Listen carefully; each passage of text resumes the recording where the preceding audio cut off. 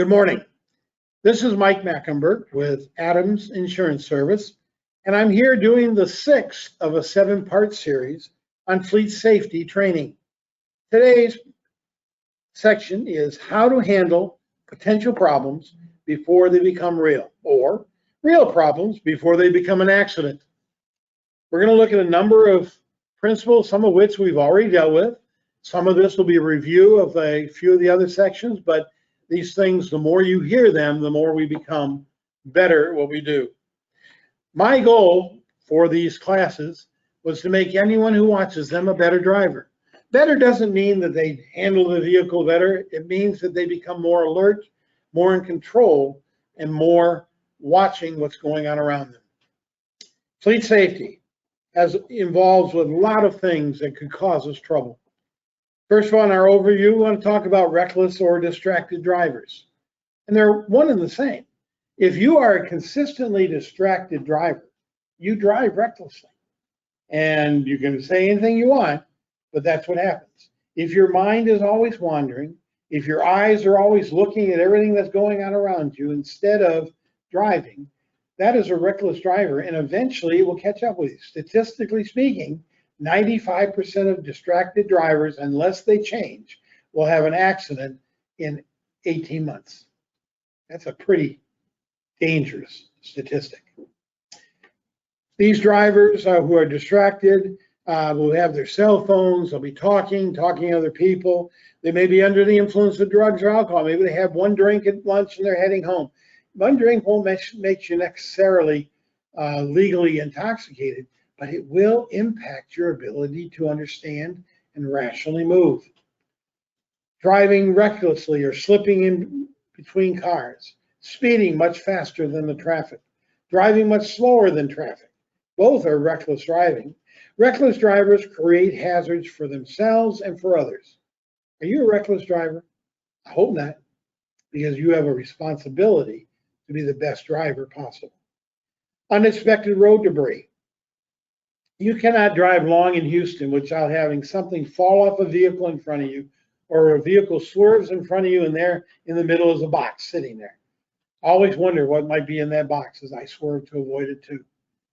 One time I remember being told by a friend that he came in, he was all shaken. And I said, "What's going on?" He said, I don't even want to drive anymore. I said, what happened? He said, "I was driving down the freeway. This car in front of me pulled very quickly to its left. And right there in front of me was a box. And fortunately, I swerved to the right and I missed the box. And as I drove by, looking in my mirror, I saw a child fall out of the box. That is scary." Unfortunately, he said he stopped and people behind him stopped and he got the kid. But can you imagine what he would live with the rest of his life if he'd hit that box? Debris in the road is not something that we ought to take lightly. Potholes and road damage, they're all over. Some years are worse than others, some streets are worse than others. They are all hazards that you've got to adjust to. That means if you're driving at a certain speed and you're coming across a road that has some rough areas and potholes, you need to slow down. Because you hit a pothole at just right speed, you cause undercarriage damage to your own vehicle. And that's thousands of dollars that have to be spent. Rain and hydroplaning. The rule of thumb is if you're driving 35 miles an hour or faster and there is a mist on the road, you have a 50% chance of hydroplaning. That percentage goes up or down depending on the age and condition of your tires and also the condition of the road. So you want to assume the danger is there. You drive into water but do not know how deep it is. That happens all the time in Houston because we have backup, we have water all around.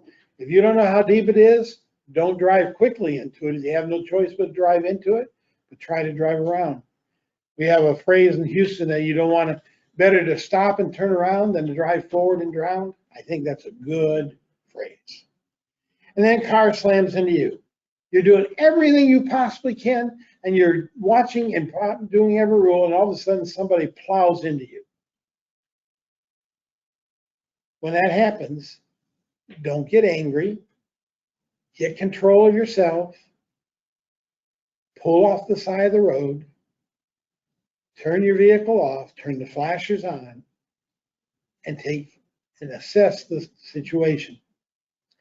Get out safely and look around, see the damage to your vehicle. If the other vehicle is there that caused the damage, go up to them and see if they're okay. What happened? Why did it take place? Get their information, what their name, their driver's license number. I always ask actually hey, to make this easy on me so I spell everything right, can I have your driver's license? I'll give you mine. That way you have exactly the data. You can compare the face to the person you're talking to, because you'd be surprised how many false driver's licenses are out there. Write down the data and get the information. Do you have your insurance card? Can I have that? So you know everything that's there. Call your office and let them know what's taking place. They may want to send someone out to help in that process. Call the police. Report the accident. They may not want to because they don't want to get a ticket. Personally, I think we ought to report every accident to the police for a number of reasons. Number one, it documents what happens legally. Number two, if you're not at fault, it documents carefully everybody else was there, and that evidence may be critical because they may change their story and make you at fault. And thirdly, it gives you names and addresses of everybody. It's all in the police report. Fourthly, if they're not injured, the police officer will say that. So that 2 days later, they say they're now injured. We have a legal document in which he asked the question, and at the time of the accident, they were fine. All this is critical. All this is how to protect yourself. Fog, that's something you want to worry about and make sure that you don't drive in. But if you have to, slow down. Be in the center of the vehicle. Be careful. When you're driving in a city, there are a lot of things you want to watch out for and worry about.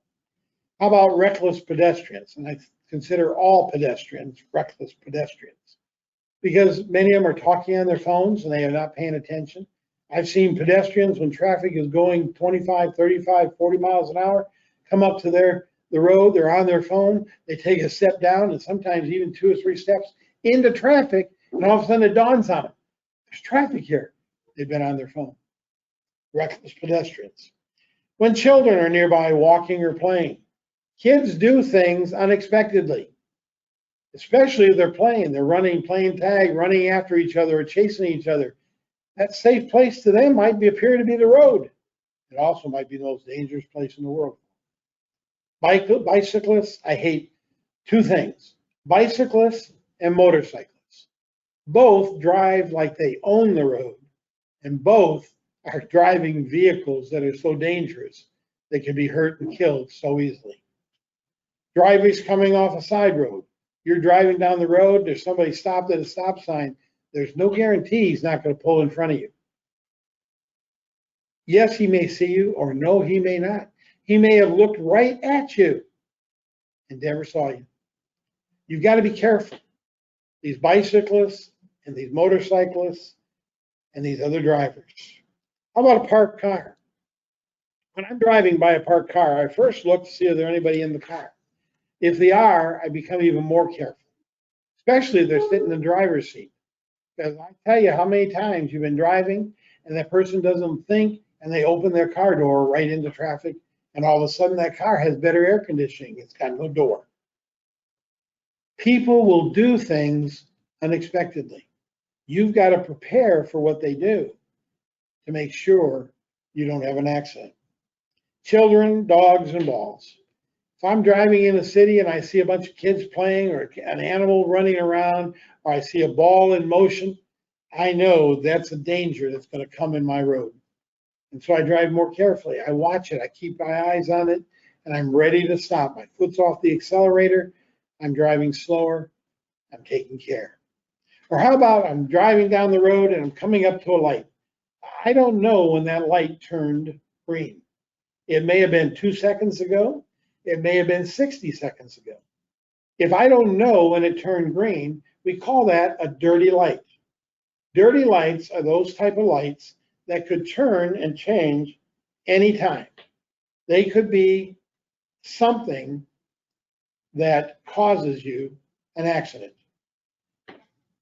Special hazards that are out there, we've talked about them all, distracted drivers. Hopefully it's not you, but everybody else out there might be. If they're distracted, they don't see you.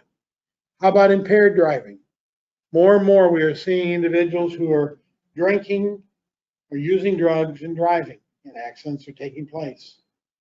Pressured driving, that's that individual who's under a lot of stress, angry, nothing's going on. They're an aggressive driver, they're an angry driver, and their behavior is sometimes out of control.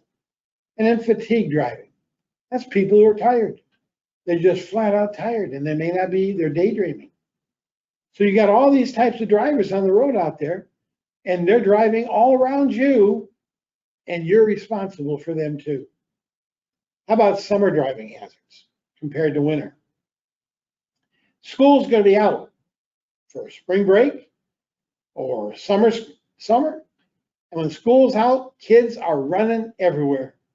Of course, we've had COVID, and COVID has been an issue that slowed down a lot of stuff. But gradually, we're opening up, and things are going to take place, and people are going to be out moving around like they did before. Your job is to be prepared for that individual, to watch out for that individual and make sure you're safe. We're going to have tired drivers because people are going to stay up later. We're going to have people who are excited because they've been watching sporting events and they become something that emotionally gets them charged. We're going to be people who are lost. They don't know where they are. They don't know where they're going. All this is there and is going on and takes place. Your job is to be prepared for all of them. Be just one time for a few moments also refresh your memories in regards to our discussions of intersections. We've talked a lot about this. I've already told you at least a half a dozen times in each of the videos before, this being the 6th of 7, that intersections are the most dangerous place where you can drive a vehicle because people and trouble can come from all kinds of directions, many of which you can't see. Defensing driving in intersections is driving with the belief that at any moment, something you unexpectedly that you don't expect is going to take place. As you approach and pass through any intersection, you need to make sure you're looking in all directions. A car that's coming from the other direction all of a sudden decides he's going to turn left, or the guy in front of you all of a sudden decides he's turning right, or the pedestrian standing on the side of the road all of a sudden thinks he can beat you, going to run across the street in front of you. Or the kid that's playing with his dog, the dog runs in front of you and the kid follows. All of this takes place in city driving, and most of them in intersections. As you approach and pass through an intersection, you want to make sure that you're guiding your actions. You're taking great care, and all that you do is being done with planning and attention. Remember, never disobey a traffic signal. If that signal is turning yellow, stop before it turns red. Because the other guy is not gonna. As you're stopping, I would look in my mirror because the guy behind you who's been tailgating may have decided he wasn't gonna stop. You may have your accident there too. I'm not telling you to run the intersection, but I'm telling you to be prepared what might happen. All too often, we're not prepared for the intersections that change. All too often, we're not prepared for what's going to take place, and we find ourselves in danger. We find ourselves in an accident. The traffic flow in that intersection can be different every day. You need to make sure you handle it properly. So let's change subjects right now. Let's talk a little bit about some other things. I'm going to pull out something over here that we'll look at. Let's talk about tips driving on wet roads. Before you drive and you know it's raining outside, you want to first of all know your route, what the roads are like, what area you're going. If you've been there before, you should know what you're going to run into. Secondly, know the weather. Is the rain going to be heavy rain or light rain? In all honesty, heavy rain many times is easier to drive in, except for visibility, than light rain. Know your vehicle. When was the last time the tires were checked? The steering wheel, wipers, are they good wipers? Do you have windshield wiper fluid? Are the mirrors adjusted? Apply windshield repellent. Lights, do they work? The turn signals work. And then know yourself. All right, what time of day is it? What did you do last night? Are you awake? Did you stay up too late and not sleep well? Are you fatigued today? Did you have a party last night and do some drinking? Are you still under the influence of that alcohol? Do not think a night's sleep will take care of the alcohol. You still could have more than a 0.02 alcohol level. Hope not this is true, but are you taking any illegal drugs? You got to be careful. Or are you taking a prescription drug? Antihistamines are notoriously sleep-giving drugs. So if you're taking some of the antihistamines that are out there for allergies, you need to make sure you know what it does to your body. It will impact you. I don't care who you are. It just may not be disabling, but you want to make sure you know what it's doing, because that medication could be something that hurts your driving. Know the road conditions. Are the conditions going to be good or are they going to be bad? Are there going to be areas the roads are under construction? Is there going to be construction in the area? Are there going to be flagmen out there? Newer roads have potential for being extra slick as they've been put in. Make sure you know that. Construction zones create more hazards. Know where you are in the route. Is there any potential standing water? All these things you want to ask yourself before you start your trip. Then as you get ready to go, consider the drive. Number one, turn on the lights, your headlights. Make sure they're on, make sure they're working. Maintain safe distance from the other vehicle. Remember, we don't tailgate. We keep 2 to 3 seconds away from that other vehicle at all times. If the roads are wet, that should be 3 to 4 seconds. I always laugh when I tell this story because I taught a bunch of truck drivers one time here in our office, and I talked about the 2 and 3 second rule. And I had this one driver say, I'm never going to get to my destination. And I asked him, what do you mean by that? He said, well, if I back up 3 seconds behind the vehicle in front of me, somebody's going to pull in that area I've opened up, that I got to back up again. Someone will pull in that area. I'll end up back where I started from and never reach my destination. We all laughed and we thought it was hilarious, but he was serious. He didn't think it would work. So I said to him, well, we're going to have this second class in a week. Let me ask you a favor.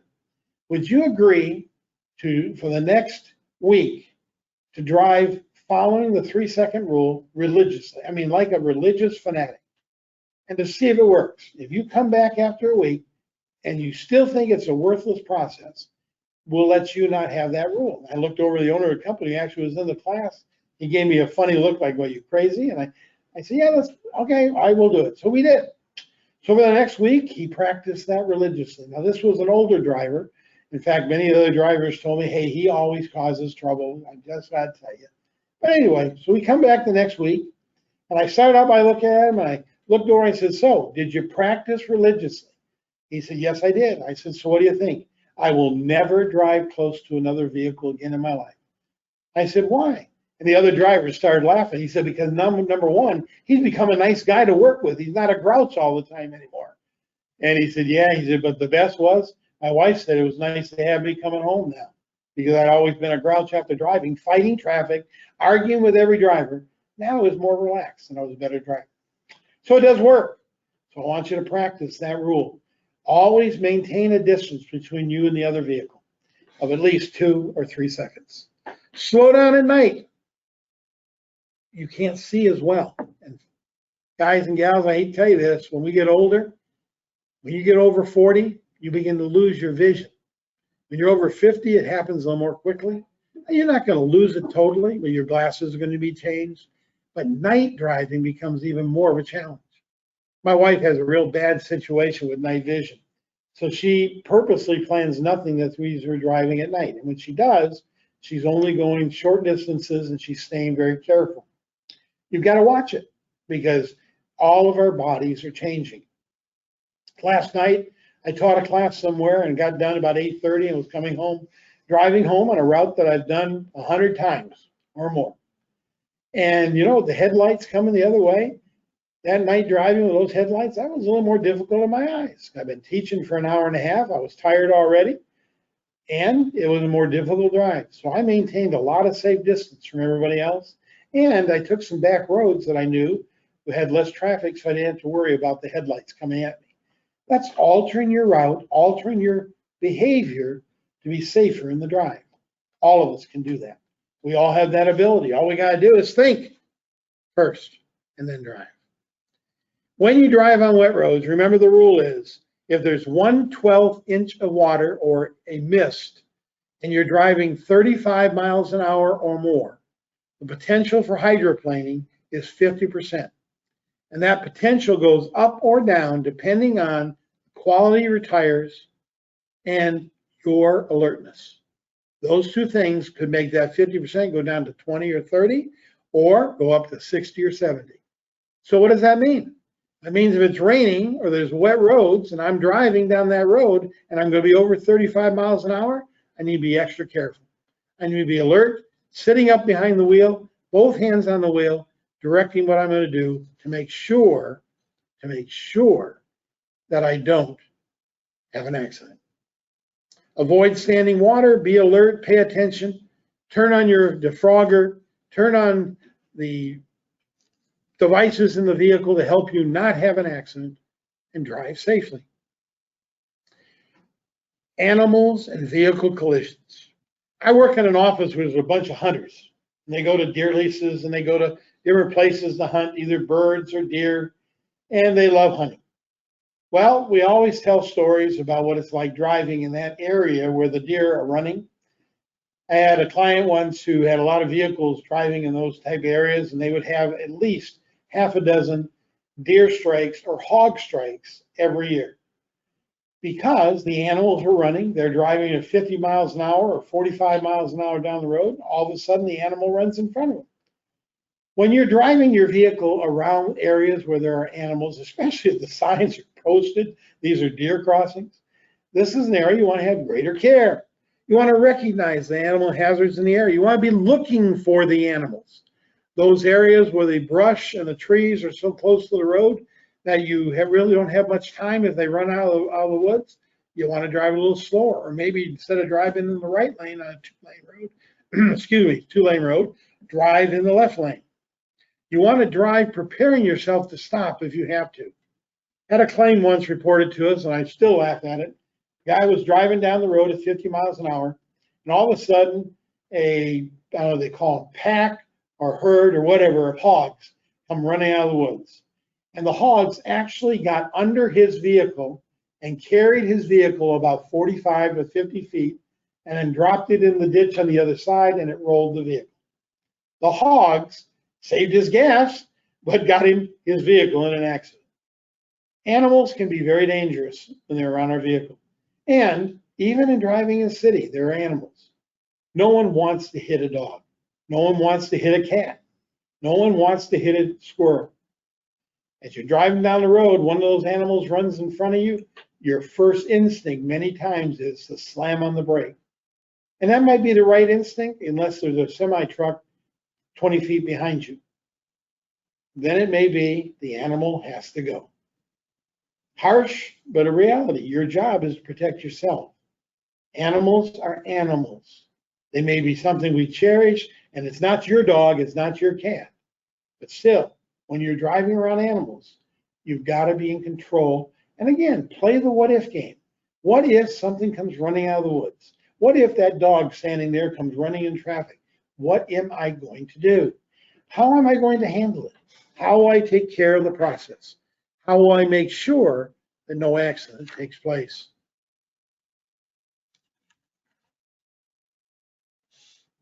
I want to share with you two acronyms as we bring this portion to a close.